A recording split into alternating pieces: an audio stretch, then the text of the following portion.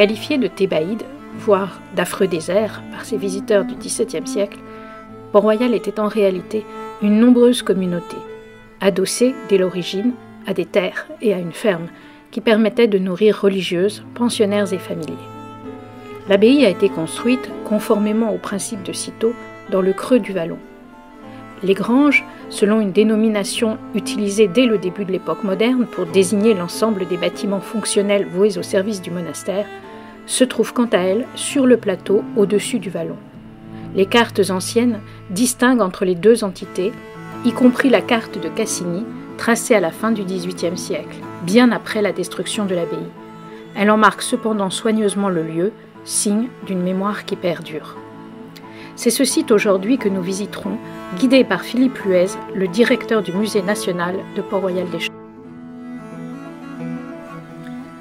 Le site des Granges, auquel on accède depuis l'entrée du musée, au bout d'une allée bordée à main droite par un jardin fruitier et à gauche par un bois qui glisse vers le vallon et l'abbaye, forme un quadrilatère, délimité par un bâtiment d'habitation composé par la maison des solitaires, où les petites écoles furent également un temps installées, et une demeure construite au XIXe siècle, par une très vaste grange du XIIIe siècle et plusieurs corps de ferme. La ferme de Port-Royal, rattachée au monastère de Paris, autonome depuis 1665, fut vendue à la Révolution et demeura en activité jusqu'à son achat par l'État en 1984, où elle devint part du musée fondé en 1962.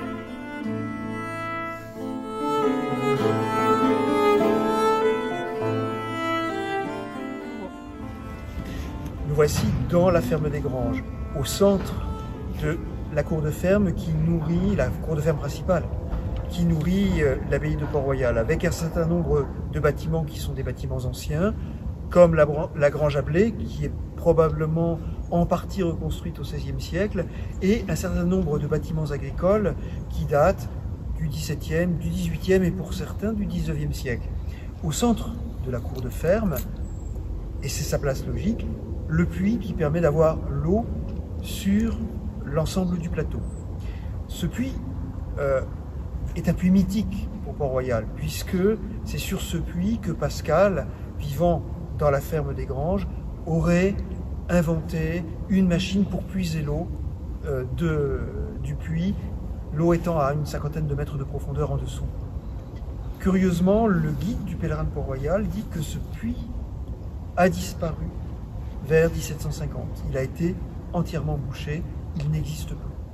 C'est le propriétaire qui, à la fin des années 1860, c'est le propriétaire qui, à la fin des années 1860, fait des recherches, le retrouve et le reconstruit dans cet état du XIXe siècle.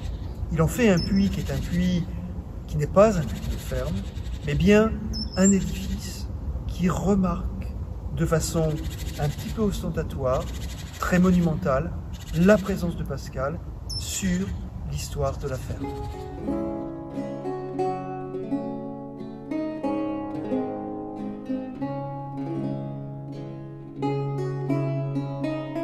Nous voyons des lieux, il faudrait y voir les hommes qui en furent l'âme, à l'instar de l'humble Charles Duchemin, né en 1618, mort à Port-Royal des Champs où il vécut plus de 40 ans, le 6 avril 1687. Jérôme Bezoigne nous raconte son histoire. Il n'était connu que sous le nom de Charles Chrétien ou Charles tout court, et on n'a su qu'après sa mort son nom de famille et ce qu'il était. C'était un prêtre de Picardie. On n'a pu rien savoir de sa jeunesse que ce qu'il en disait lui-même pour s'humilier. Il avait étudié à Paris et son père l'avait fait entrer dans l'état ecclésiastique, comme beaucoup d'autres, pour lui faire un état. Il reçut la prêtrise sans en connaître les engagements. Son évêque, M. Potier, évêque de Beauvais, le mit vicaire dans une paroisse. Le prélat l'aimait et le considérait. Quelque événement extraordinaire qu'il n'a jamais bien expliqué l'ayant frappé, il vint à Paris pour consulter sur sa conscience. Un curé de sa connaissance, qui était venu faire une retraite à Port-Royal, lui conseilla d'en aller faire une semblable. Il se présenta à M. Singlin, qui l'envoya à Port-Royal des Champs, très résolu d'y passer ses jours dans les exercices de la pénitence, à commencer par la suspension de toutes les fonctions ecclésiastiques, ce qu'il a exécuté. D'abord, on le chargea de la cuisine. Ensuite, on lui donna le soin d'une portion de la ferme des Granges. Et enfin, il y est demeuré chargé seul de tout le temporel pendant 37 ans.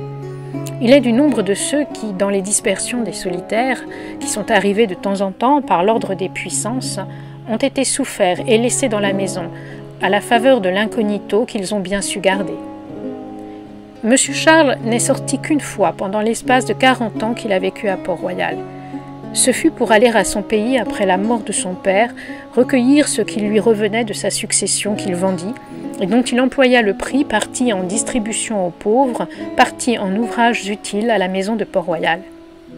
Monsieur Charles était donc fermier, laboureur, ménager autant d'effets que de noms et d'offices. Il s'employait avec un zèle et un courage infatigables au labour et aux ouvrages les plus rudes de la campagne. Aussi Dieu donna sa bénédiction à son travail, et depuis qu'il eut pris soin de cette ferme, elle prospéra d'une manière visible. Il avait une grande aptitude à tous les ouvrages des mains.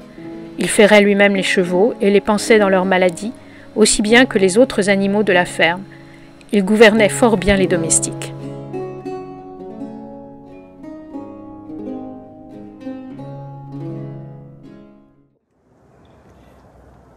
Ici, c'est le dernier élément du XVIIe siècle qui reste encore. Le bâtiment construit en 1651 avec les subsides envoyés par la reine de Pologne, Marie de Gonzague, construit à l'origine probablement pour Chavigny et transformé, après la mort de Chavigny, en logis pour les petites écoles de Port-Royal. C'est là que Racine y fait un court passage entre le moment où les petites écoles se réinstallent dans le bâtiment et 1656, le moment où le pouvoir royal ferme les petites écoles de Port-Royal. Mais ce sont ces petites écoles qui ont été au cœur du projet de musée lorsque l'État rachète le domaine, et c'est dans ce bâtiment que le musée s'installe dès 1964 pour garder la mémoire de ces petites écoles, de la présence de Racine et de la présence de Pascal.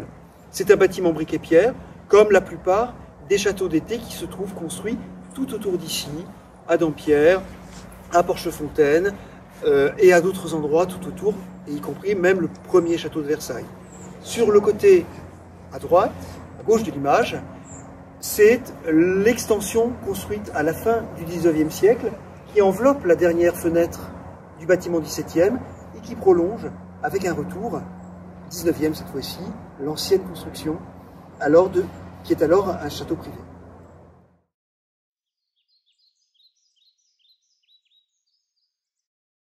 C'est la dernière construction de Port-Royal, c'est l'agrandissement réalisé à l'extrême fin du XIXe siècle par le propriétaire, Goupil, qui agrandit la maison qu'il appelle la maison des solitaires, qui est le bâtiment XVIIe, d'une nouvelle aile qui est construite dans le même esprit, brique et pierre, pour évoquer l'architecture Louis XIII. Et il confie la construction de son château au XIXe siècle à Ruprecht-Robert, qui est l'architecte de l'Institut catholique à Paris, et qui fait, ici comme à Paris, les mêmes éléments décoratifs, avec ces grosses volutes sculptées avec des représentations fleuries. Sur la façade, au-dessus du balcon filant, il a aussi repris une sentence latine, qui est une sentence habituelle sur les baromètres à l'époque classique. Ora fugit utere, c'est pas très janséniste, leur fuit, utilise-la.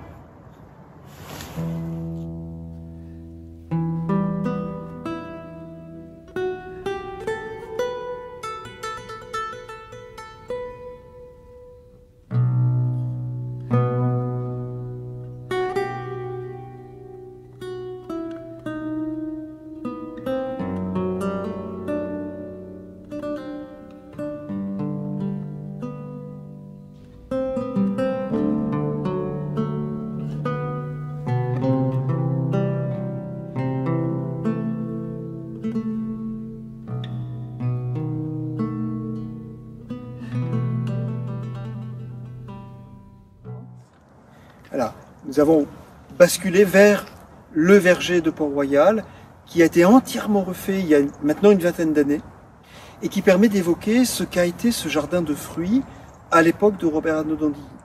C'est sans doute pas un hasard que ce jardin expérimental, aristocratique, vienne contre la façade du bâtiment 17e, construit comme bâtiment de retraite et de petites écoles à l'époque.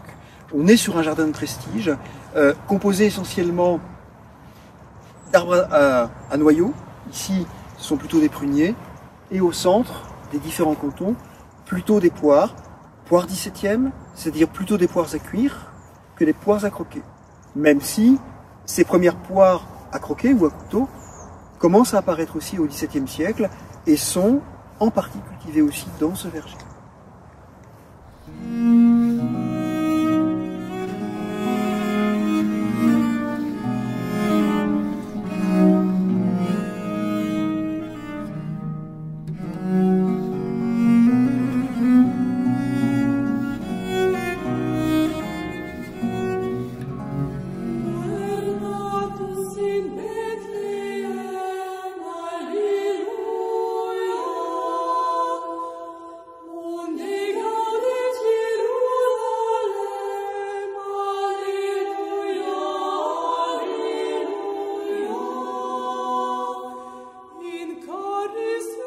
Dans la vitrine ici, nous avons les gouaches originales d'après Madeleine Hortemels. Ce sont ces gouaches que l'on voit reproduites absolument partout. Elles ont une très belle origine. Elles étaient dans la collection d'Augustin Gazier et elles ont été achetées par l'État au moment de la mort d'Augustin Gazier.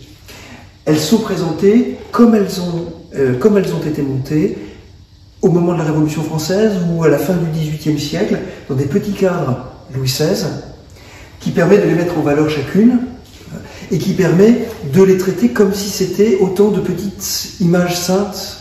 Ce sont des gouaches sur parchemin et elles ont ce côté précieux que l'on retrouve sur tous les objets de dévotion du XVIIIe siècle. Ces images, elles sont célébrissimes. Elles sont reproduites absolument partout, que ce soit pour l'histoire de Port-Royal ou que ce soit même pour parler de la vie des couvents à l'époque moderne.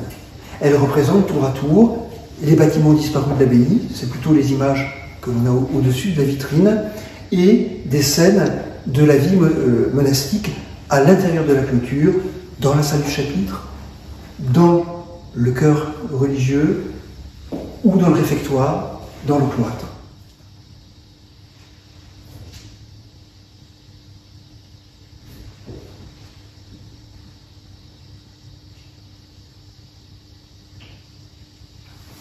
Sur le premier tableau, nous avons les deux sœurs Arnaud, Angélique et Agnès.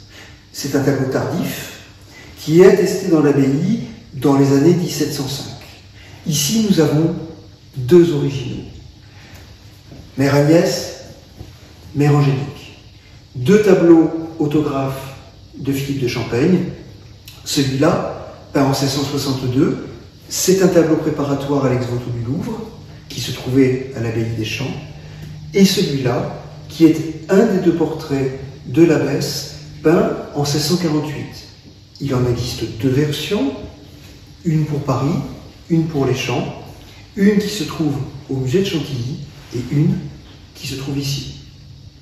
On a une légende très tenace qui voudrait que l'abbesse n'ait pas souhaité qu'on fasse son portrait, alors qu'un document récemment passé en vente tendrait à montrer que Philippe de Champaigne a eu le droit de pouvoir voir pendant quelques dizaines de minutes l'abbesse pour pouvoir au moins prendre les traits de son visage et pouvoir imaginer le premier portrait. Ce tableau représente la mort de Saint-Benoît. C'est un tableau très important dans l'histoire même du musée, je dirais. Il appartient à une série de 12 tableaux commandés à Philippe de Champaigne par Anne d'Autriche, pour son oratoire du Val-de-Grâce. Nous sommes dans la maison de l'autre côté de la rue par rapport à Port-Royal de Paris. Il existe de cette série 6 tableaux qui sont aujourd'hui à Bruxelles. Celui-là est passé en vente assez récemment, et par chance, nous avons pu l'acquérir grâce à un mécène. Il est important parce qu'il montre bien quel est le discours et l'engagement de Champaigne dans ces années 1645-1650, c'est-à-dire vraiment le moment où il adhère complètement aux idées de Port-Royal. Il propose les cartons, et probablement c'est son atelier qui a réalisé cette peinture. Sur la partie à droite, on voit le saint mourir dans le bras de ses frères avec la lumière que l'on devine et qui tombe du ciel. Dans la partie gauche, le prêtre est à l'autel avec la chasuble qui est une chasuble comme on les faisait au XVIIe siècle. C'est un beau témoignage de la manière dont on dit une messe au XVIIe siècle. Mais Philippe de Champaigne a rajouté un élément très important, c'est que le prêtre, et c'est probablement un portrait, est en train de remettre le ciboire dans une suspension, et qui en fait correspond à la suspension eucharistique de Port-Royal. C'est l'objet d'un débat très brutal au XVIIe siècle, entre Port-Royal, qui défend une tradition héritée du Moyen-Âge, qui conserve les espèces consacrées dans une suspense, alors que dans les mêmes années, on voit apparaître ce qui sera ensuite ce qu'on appelle le tabernacle, la tente, qui reçoit les espèces consacrées. Pour Port-Royal, pour Singuin, le tabernacle est une forme de nouveauté. La suspension est un héritage médiéval. Dans la représentation proposée pour l'oratoire de la Reine, Champaigne choisit délibérément le parti de Port-Royal en représentant la suspension.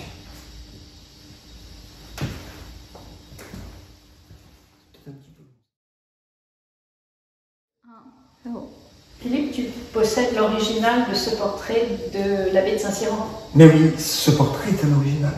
C'est un portrait négligé. Donc Philippe de Champaigne. C'est Philippe de Champaigne.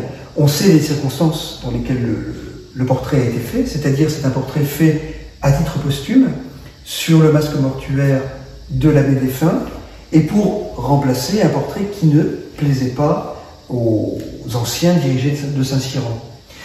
En général, on considère l'exemplaire de Grenoble comme étant l'original et celui-là comme une copie d'atelier plus tardive. En fait, il y a deux choses qui plaident en sa faveur. La première, c'est que ce tableau vient du château du Baumelet, c'est-à-dire directement de la famille Lemaître. Donc, il est très très proche des milieux qui l'ont commandé, c'est-à-dire de la famille Arnaud. La deuxième chose, il faut bien s'approcher pour pouvoir le voir, c'est que ce tableau comporte ce qu'on appelle un repentir, c'est-à-dire que le peintre a changé la composition à mesure qu'il travaillait. Lorsque l'épaule arrivait ici, il l'a redécalée et remontée. C'est tout simple. En peinture, lorsque c'est une copie, on n'a pas de repentir. Ici, on est bien en présence du tableau qui a été retravaillé par Philippe de Champaigne et l'usure du temps fait que cette partie qui avait complètement disparu au XVIIe a commencé à réapparaître. C'est la trace qu'on voit ici. C'est la trace qu'on voit ici.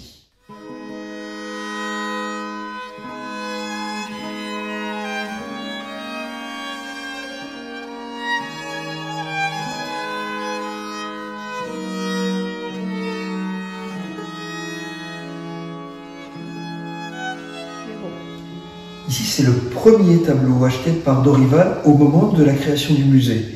Et c'est un tableau important et assez paradoxal.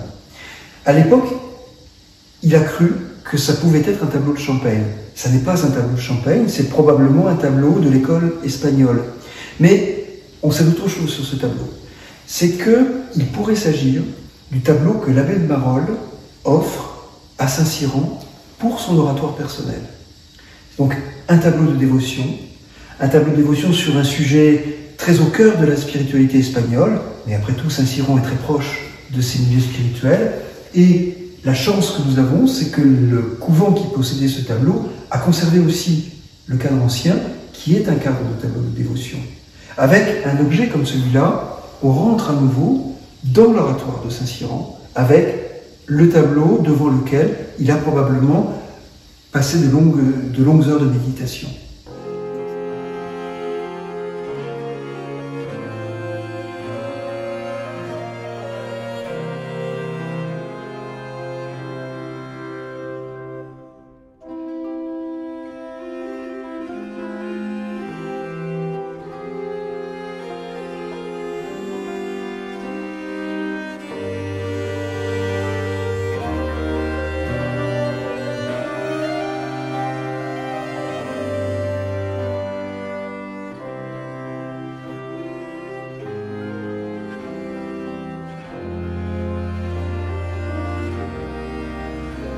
C'est nos deux tableaux les plus importants pour le musée, les deux plus beaux sans doute, le Christ aux outrages et la Vierge de douleur. Et ce sont deux tableaux que j'ai fait restaurer il y a maintenant 2 ans, quelque chose comme ça. Le Christ était en très très bon état, simplement une restauration un petit peu poussée a permis d'enlever les repeints excessifs, de réaxer le tableau qui était légèrement désaxé et de retrouver sur cette partie-là une partie de la composition très importante, puisqu'on comprend aujourd'hui que le Christ est assis au coin du prétoire, à proximité de la colonnade où la foule attend, et que cette colonne est la colonne qui a servi à la flagellation. On est sur une iconographie tout à fait singulière dans cette composition, puisque Champaigne ne représente pas Ecce Homo, comme on le voit souvent écrit à propos de ce tableau, mais finalement une scène intermédiaire, qui est une forme de méditation, méditation de celui qui regarde, méditation du personnage représenté, entre la flagellation et la présentation à la foule, c'est-à-dire le départ sur le chemin du calvaire. La singularité aussi de la composition, c'est que l'artiste choisit de concentrer le regard sur un personnage unique et qu'il fait partir de la scène tous les personnages que l'on trouve habituellement, les soldats, Pilate, la foule, pour n'avoir qu'une seule et unique figure d'un Christ, et qui est un Christ royal. Une attestation qui prouve que ce tableau était bien à l'abbaye des Champs, c'est un texte de la fin du XVIIe siècle qui précise que la communauté des religieuses se rendra tous les jeudis au chapitre devant le Christ au manteau rouge pour prier pour le roi. Voici donc une attestation de la présence du tableau dans le chapitre. En pendant avec lui, la Vierge de douleur, elle aussi, a été restaurée, et c'est cette restauration qui permet de présenter aujourd'hui ces tableaux ensemble. La Vierge de douleur répond à la même logique de composition. Nous avons une figure centrale, celle de la Vierge, qui est le seul et unique sujet de la composition. À ses pieds sur la pierre, on peut voir la couronne d'épines et les clous.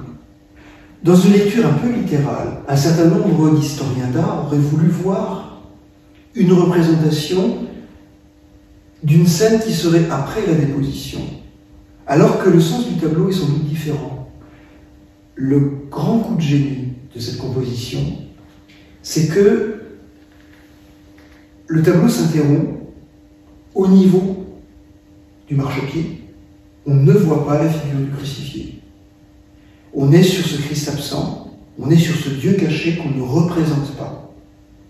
Simplement, nous avons ici les instruments de la Passion présentés aux spectateurs pour une méditation dévote sur la Passion, mais nous avons en figure centrale une Vierge de douleur, Vierge de cette douleur dans une iconographie traditionnelle, et l'ultime coup de génie de Champaigne, c'est d'avoir suggéré dans le ciel d'orage, par 2 lignes diagonales, ce ciel qui se déchire avec le bleu très clair du ciel qui réapparaît derrière l'orage. D'une certaine manière, ici, dans la partie supérieure et entourant le corps du crucifié que l'on ne voit pas, on voit à la base une gloire. La représentation, choisie par Champaigne, est bel et bien, au-delà de la douleur de la mère, l'affirmation que la mère est la première à avoir la révélation que les temps sont accomplis. Une fois restaurés, ces deux tableaux recommencent à dialoguer ensemble. Ces deux tableaux recommencent à dialoguer ensemble et ils sont composés avec le rouge et le bleu, bleu du ciel, rouge de la terre, par un jeu de composition qui va du regard descendant du Christ méditant au regard ascendant de la Vierge qui regarde le ciel, dans une histoire qui représente, dans une composition complète, toute l'économie du salut telle qu'elle est décrite dans les écrits théologiques du XVIIe siècle.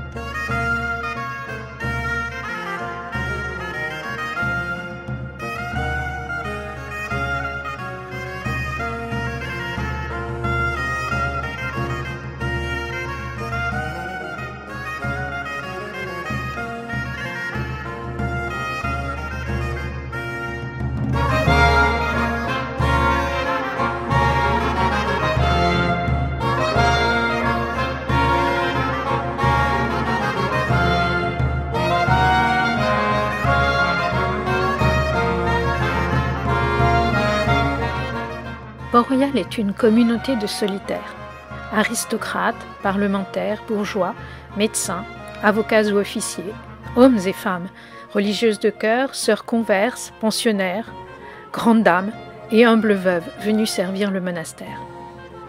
Le rayonnement au XVIIe siècle perdure au XVIIIe et au XIXe. Le musée des Champs conserve cette mémoire. Portraits, mais aussi reliquaires, assiettes d'étain, éventails ornés de reproductions des gouaches de Madeleine Hortemels, jeux surannés, ou cette croix de scapulaire qui fut longtemps censée avoir été celle de la mère Angélique elle-même. Il s'agit d'un don fait à la marquise d'Hérouval, qui avait été pensionnaire à l'abbaye vers 1670, qui la conserva précieusement.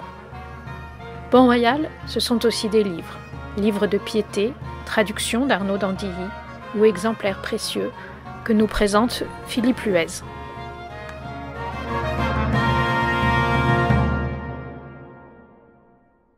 Puisque là, je t'ai sorti quelques trésors que je te laisse découvrir. Donc ici, je suis en train d'ouvrir une édition du journal de Monsieur de Saint-Amour, docteur de Sorbonne, de ce qui s'est fait à Rome dans l'affaire des 5 propositions. Et il me semble que la raison de ce livre ici se trouve dans cette petite note manuscrite. Absolument. Avec une écriture, une calligraphie qui est immédiatement reconnaissable et qui est l'écriture de Racine. Donc c'est le journal de Saint-Amour qui appartenait à Racine. C'est l'exemplaire de Racine, absolument.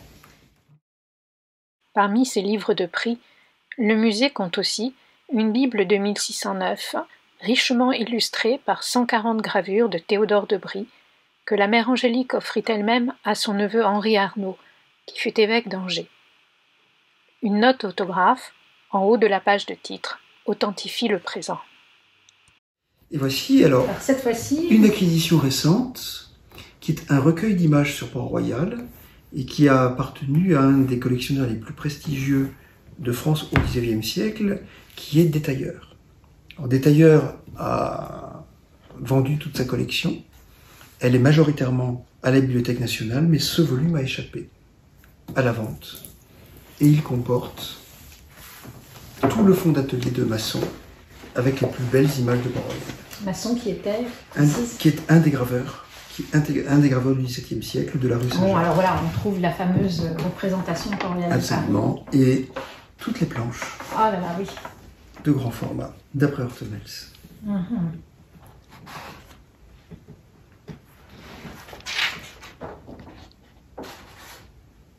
Ah oui, celui-là est vraiment... Et puis précieux pour le site. Précieux pour le site et précieux comme reflet d'un fonds constitué dès le XVIIIe siècle d'images sur Port-Royal.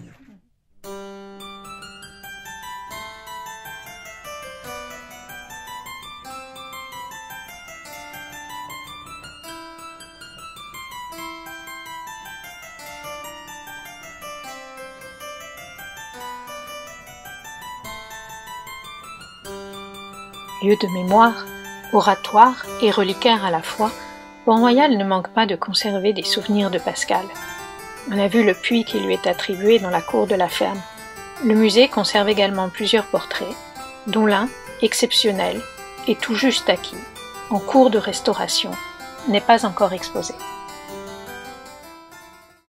La dévotion règne à Port-Royal, parfois teintée de familiarité ou d'étonnement, comme devant ce masque mortuaire de la mère Angélique, coiffé de son voile et posé sur un scapulaire, sur un fond de soie incarnat, dans une boîte soigneusement fermée par un cadenas.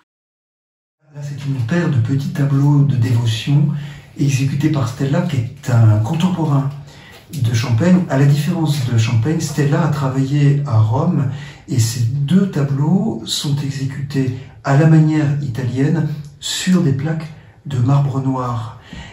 On a la représentation comme pour les tableaux de Champaigne, le Christ et la Vierge. Ce sont 2 tableaux qui ont été peints pour être présentés ensemble et la technique est la même que pour Champaigne, c'est-à-dire qu'on est sur ces couleurs de bleu, de lapis, de rouge, de Garance et ces rayons de blanc qui donnent le côté un petit peu soyeux à l'ensemble des vêtements.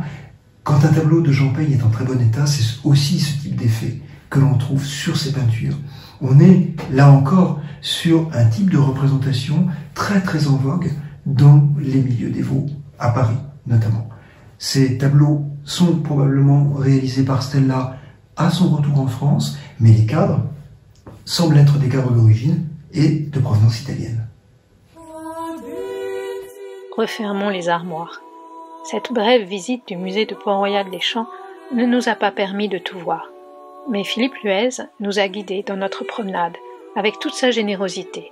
Et j'espère que nous vous aurons donné envie de vous précipiter bientôt dans ce lieu unique et singulier.